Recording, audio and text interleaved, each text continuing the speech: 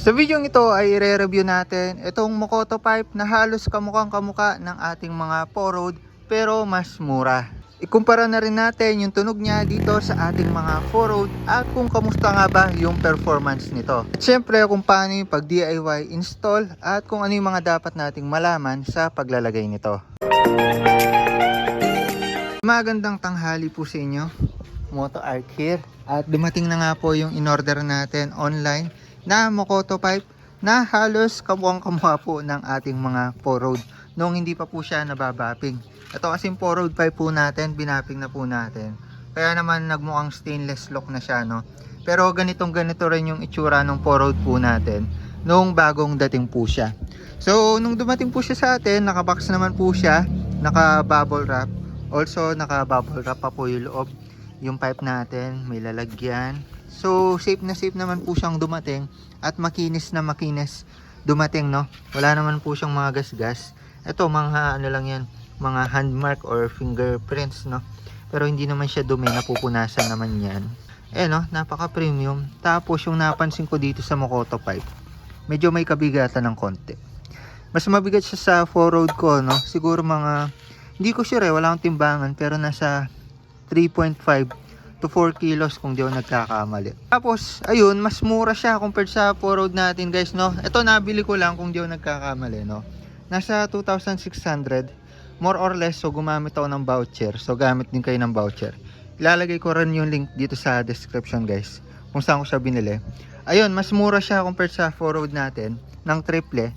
Kasi itong Porode ko, nabili ko siya, nasa 6.5, no? Napakalayo ng presyuhan niya, no? Pero sa itsura, Porode na Porode talaga yung dating. So pinagkaiba lang talaga yung andito printing dito or yung naka-emboss na Mokoto yung branding. Tas dito Porode. Pati yung andito tatak ko MKT yata. To di ko sure kung ano yung tatak niyan. Tas dito Leo Vince. Pero yun sa overall itsura, guys, simula dito sa tip, simula diyan sa canister hanggang dito sa taas, pati dito sa silencer, tsaka dito sa likod, Porode na Porode. Alam ko yung tsura ng Porode, Ayan, no? Pati yung mga bracket nga niya, ayan, no? May mga inclusions sa, guys. May bracket. Same na same din dito. Pero yung nagustuhan ko dito, mas makapal siya. Ay, sa Mokoto mas makapal. Tapos dito naman sa elbow niya, ayan, may elbow din siya. Pagkakaalam ko, dadaan po siya sa taas ng ES natin. So by the way, check rin natin kung swak na swak siya sa 2.5 na ES. So naka-kentramos tayo. Check natin. Kasi itong Porode ko, dumaan siya sa ilalim, no? So prone sa sayad. So ito, kung dadaan siya sa taas, mas okay. Tapos same na same talaga, guys. Pati yung dito, ayun, soksokan dyan. Tapos pati itong part na to, ganyan na ganyan siya sa Porode, Parang Porode nga, oh, pag nakatalikod, Porode na Porode. Tapos may clamp din siya, tornilyuhan para dito. Ayan, tatlong tornilyo yan para dito. Tapos ayun, sinukat ko rin pala yung elbow niya, guys. So on lang natin to, sukatin natin yung elbow niya. Ayan, 21.36 mm yan, guys, nabaligtad lang. So dito sa stock natin, sukatin natin kung same lang sila. Ayan, 22.68. So halos 1 mm lang yung pinagkaiba. Yung outer diameter 24, halos 25, no? Pero dito nasa 28 ata kung di ako nagkakamali. Ayun, 28 nga. Tapos dito naman sa Porode po natin, outer diameter ng elbow nasa 27. So halos same lang sila ng Mokoto, no? So for idea, itong Porode natin, nag-reset ECU lang po tayo. Tapos wala po tayong remap. Tapos natanggal lang din po yung silencer niya. So ngayon ko lang binalik yan kasi sound check tayo kanina. Pero ginagamit ko yan ng walang silencer. At nung tinignan po natin spark plug kanina, chinek po natin, nasa optimal naman po yung sunog niya, medyo brownish. Tapos naka-iridium spark plug po tayo. Sa konsumo ng gasolina, syempre dahil naka-pipe tayo, gumastos or medyo naging magastos ng konti. Normal yan kapag naka-pipe po tayo. So ngayon, check din natin kung ganun din po yung performance tsaka yung tunog nito ating Mokoto 5. Compare natin siya sa 4Road, no, kung same lang. Yun, okay na okay to kung gusto nyo ng budget meal tapos medyo premium yung datingan kasi halos same ng 4Road. So yun, salpak lang natin to, sound check natin siya, compare natin sa 4Road. So sa pagtatanggal ng ating mga 4Road is may dalawang tornilyo lang naman sa ilalim, yung usual natin tinatanggal dyan. 10mm, tas dito 14mm, dalawa dyan. Tas yun, pwede rin natin tanggalin to, maklasado na. Tas yun, i-assemble natin to, tong ano niya, bracket. Lagay natin tornilyo, tas yun, salpak na natin sa motor natin.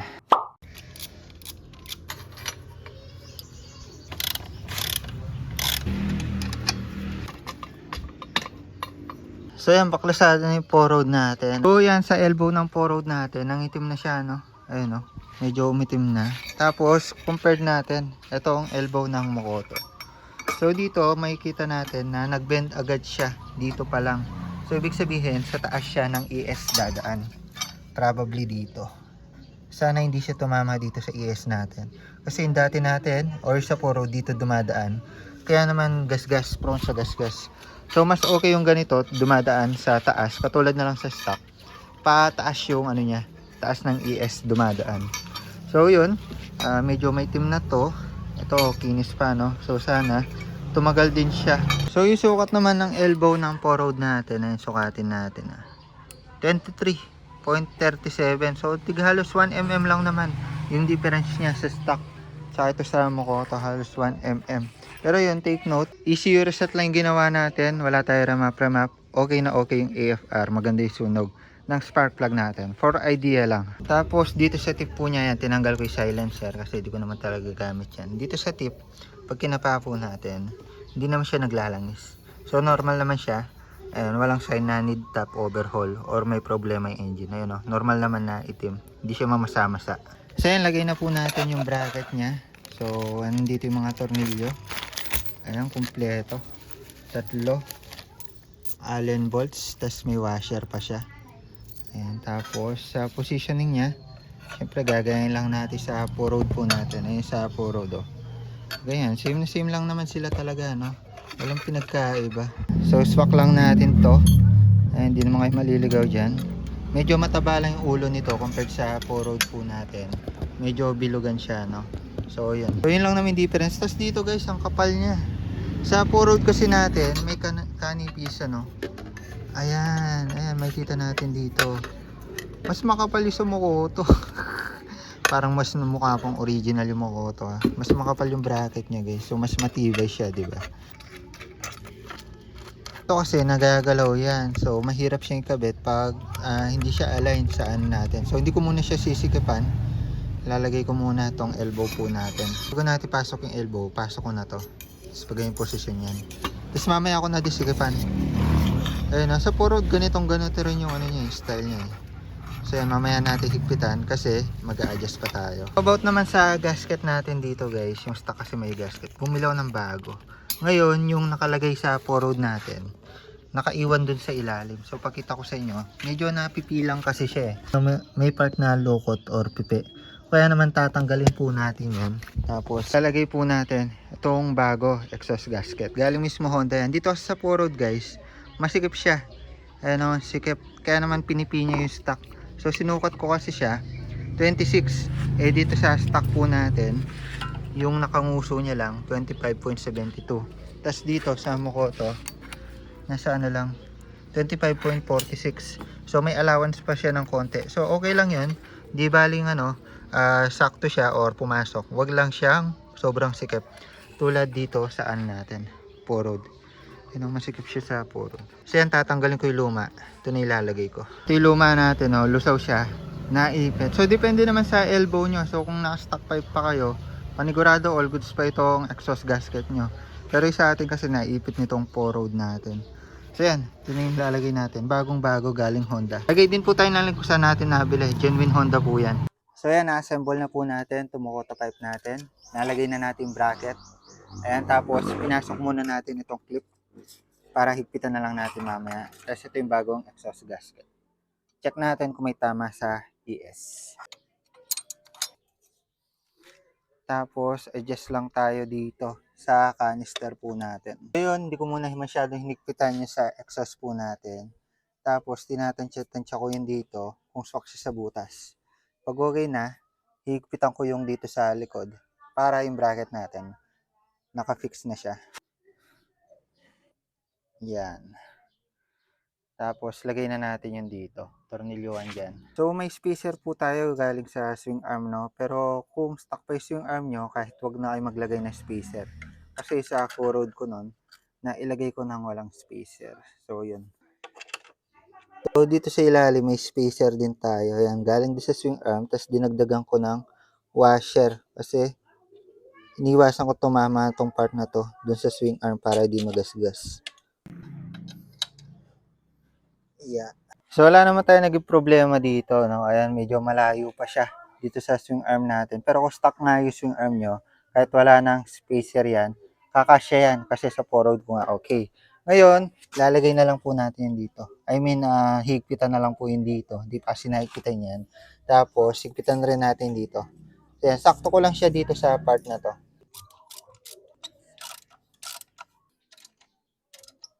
So yan, nailagay na po natin yung Makota 5 po natin at nagkaroon lang tayo ng konting minor issue sa part na to, which is yung elbow niya tsaka yung ES. Ayan, kung makikita nyo, side siya, sakto lang siya or tama siya, no? Pero tinry natin siyang i-bounce check kanina, so diniinan natin yung motor para makita natin yung scenario kapag nadaan tayo sa lubak. Ito naman yung moving point niya. So nagpe-play naman yung ating mga shock, gumagalaw naman yung ES natin. Pero hindi niya po napipipi masyado ito. Kumbaga ito yung moving point kasi niya at papakita ko dito sa screen.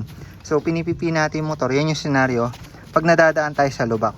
So hindi naman niya masyadong tinutulak yung ES, no? Hindi naman sila masyadong nagtatalo sa case po natin.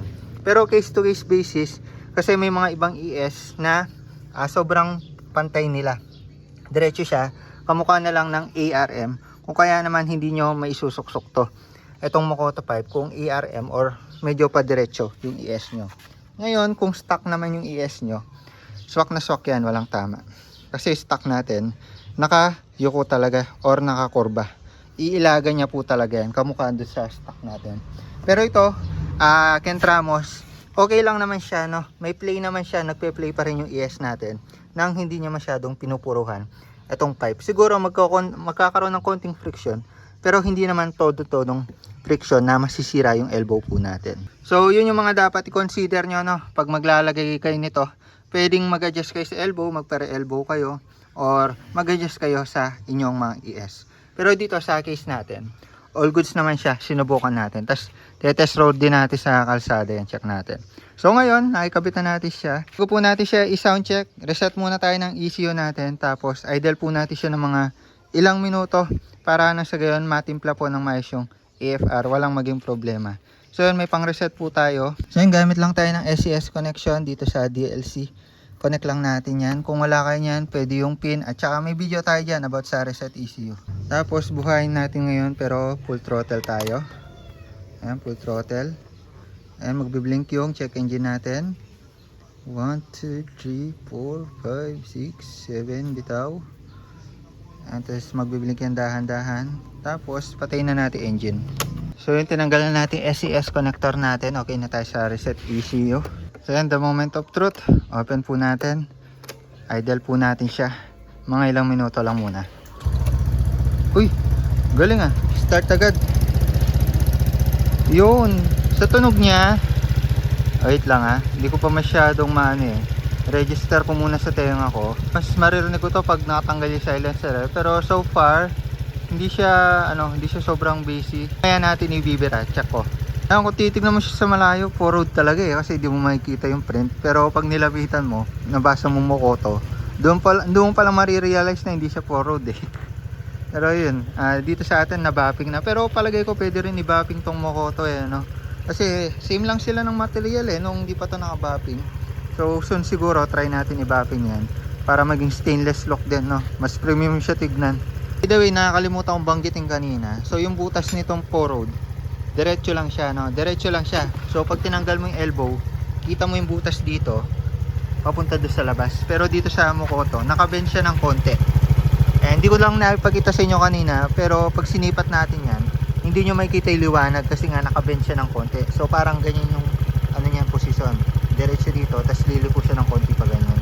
So para alam mo nyo lang yung difference. And by the way, pag unang salpak pala ng pipe, hindi pa luto yung fiber niya sa gilid. Kung kaya naman hindi pa siya sobrang lutong. Sa 4-road kasi natin, lumutong yung tunog or medyo lumakas yung tunog. Katagalan na lang guys. So nagbilang muna tayo ng mga ilang linggo. Pero kung kukumpara ko siya sa 4-road, yung sa unang salpak natin ng 4-road, hindi siya ganun ka-bassy, no? Iba lang ng konti, hindi ko sure kung konti eh. Iba ng konti yung tunog niya, hindi siya ganun ka-bassy. So yun, i-sound check na natin, napainit na natin ng ilang minuto. Compare natin yung tunog. So sa video na lang tayo magre-rely guys. Ipapakita ko yung video sa 4-road, pati dito sa Makoto, ng may silencer at saka walang silencer. Pero sa personal na pandinig ko, kulang siya ng pagka-bassy. Hindi siya kasing bassy nung 4-road po natin. Ayan, sound check po natin, may silencer siya. Bira natin.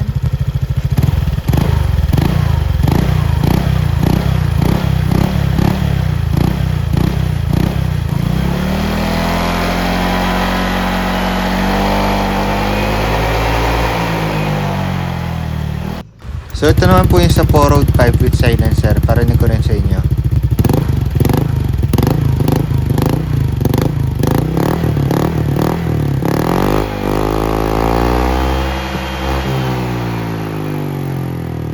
So next naman natin, tanggalin natin silencer. Ayan, compare muna natin yung tunog. Sound check natin siya o road test natin siya para makita natin performance kung di sakal or whatsoever. Para may idea din kayo guys kapag bibili kayo nito. Meron siyang parang ano no, bushing dito. Ang haba ng ano niya, silencer. Sa 4-road ang liit lang eh, sa 4-road ko. So wala siyang mga butas-butas dito. So yun, dito sa part na to, ayan, meron siyang gasket no. Ang same sa 4-road. Pero yung sa 4-road natin, ang bilis lang nalusaw. Ito sana tumagal siya, no. So sa butas niya, laki rin ng butas niya, no. Sukatin ko lang to silencer niya, no, kung ilang mm. Ayan, dito yung sa Makoto, 22. Ayan, 22.06. Tapos ito yung sa 4-road natin. Ayun yung difference pala niya, guys. Ito yung sa 4-road, ito yung sa Makoto. Sa 4-road may butas-butas. Tapos may harang siya dito. Ito sa Makoto, straight lang siya. Wala siyang harang, tapos wala siyang ganito. So sa 4-road natin, yung butas niya. Dito sa Makoto 22 eh. Dito, ayan, 22.20. Halos wala namang pinagkaiba, no? Halos lang, kulang 1 mm yung difference. Tapos dito pala sa butas, sukatin ko na rin siya. And sa butas niya, kapag walang silencer, nasa, ayun kung makikita nyo, 38. Ayan, 38.40. Sukatin natin sa 4-road. Ito yung sa 4-road natin guys. 35.5. So, yun. Nasa 3 mm yung difference. So, for comparison, parinig ko muna sa inyo yung 4-road na walang silencer.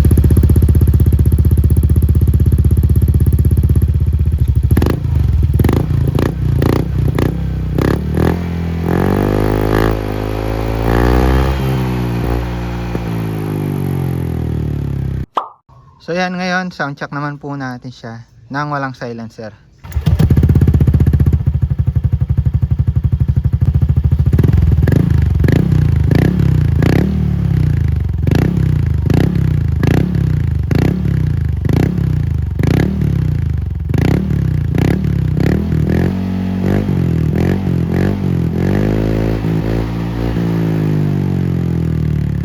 So yan, dyan na lumitaw yung tunog niya nung tinanggalan na silencer.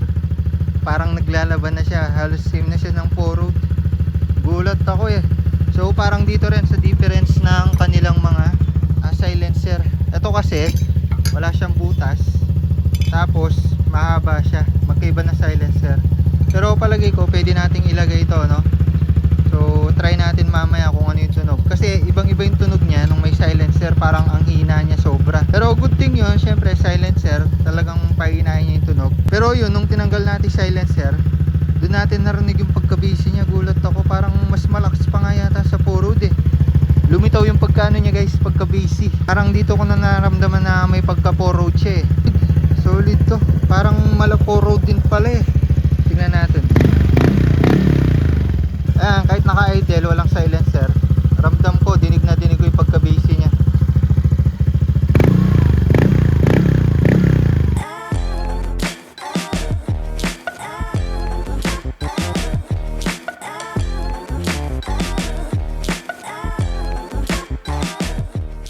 So yun, nasa kalsada po tayo ngayon mga bossing para i-test ride po itong pipe po natin na Mokoto. So nung pagdala po natin dito kanina, yung experience po natin, napaka-smooth lang, no?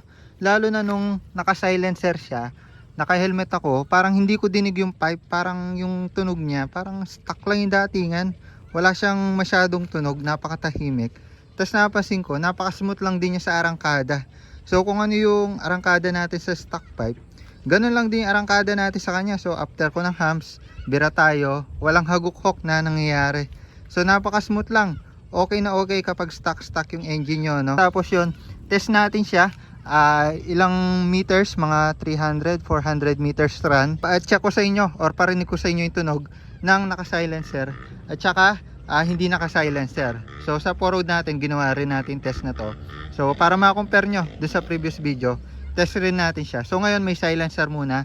300 kilometers or 300 meters run po tayo.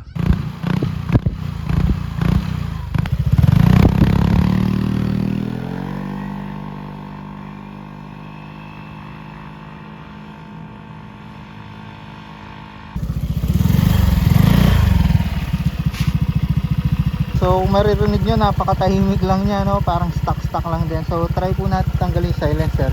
Parinig ko naman sa inyo pag walang silencer.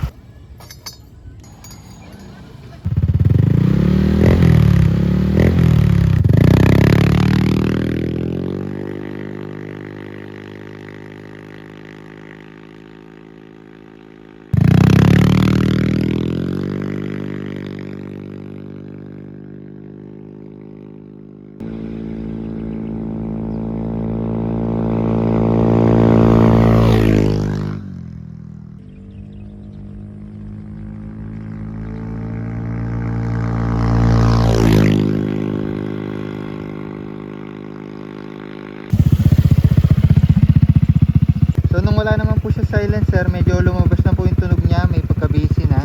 Tapos wala naman po tayo naging problema sa arangkada, no? So napaka-smooth rin ng take-off natin, ng arangkada natin. So di lang natin maduluhan kasi may clean kalsadang to. Pero yun, sa short span, napaka-smooth lang po ng naging arangkada po natin. So yun, nakauwi na po tayo at bigyan ko lang kayo ng conclusion about dito sa pipe natin, no? So the time na binyahe po natin siya is napaka-smooth lang po ng arangkada niya, ng acceleration. Wala pong pigil, wala pong sakal, wala pong backfire na nangyayari. Kumbaga, napaka-smooth lang gamitin ng pipe na to. Hindi hassle. Bawat piga natin, ramdam talaga natin yung power. Kung kaya naman masasabi po natin na kahit 4-road inspired po siya at medyo may kamurahan, budget meal lang siya, hindi pa rin siya ganun na ka-low quality. Kumbaga, nandyan pa rin yung quality ng pipe. Also, sa paggamit nga po natin, nakita naman natin na usable po siya. Maganda rin yung tunog at hindi po siya yung pipitsuging pipe na talagang nabibili mo ng mura tapos pangit ng tunog. So, sa presyo niya, napaka sulit na niya. Kumbaga, more than sa price niya yung in-expect po natin. At sa totoo lang, napakalapit lang po ng difference niya sa ating mga 4-road. At hindi naman ganun kalayo. So ako personally, may re-recommend ko po itong pipe na to at alam kong hindi po mapapahiya. Lalo na't nakita po natin yung performance po niya sa kalsada. Saka isa pa sa nagustuhan ko dito, ayun nga, yung elbow po niya papunta dun sa taas. Medyo nag-brown lang siya ng konti ngayon, no? Pero normal lang naman yan. Pero dito sa canister, ganun pa rin naman siya. Tapos yun, bigyan ko kayo ng long term review. Siguro patatagalin natin ng konti itong Mokoto pipe. Tignan natin kung ano yung magiging long term review natin gamit itong pipe na to. So reset ECU lang po yung ginawa po natin at wala na pong iba, pero napaka-smooth pa rin ang performance. Wala pong problema. So ilalagay ko po yung link kung saan po natin nabili itong Mokoto pipe po natin dito sa description. Check nyo na lang po dyan or tap nyo yung screen. Dito may basket sa lower left side. So yun lang muna para sa video nito. The more click, the more you know. Review ng ating Mokoto pipe na kamukha ng ating 4-road. All goods, recommended tong pipe na to. Bye bye.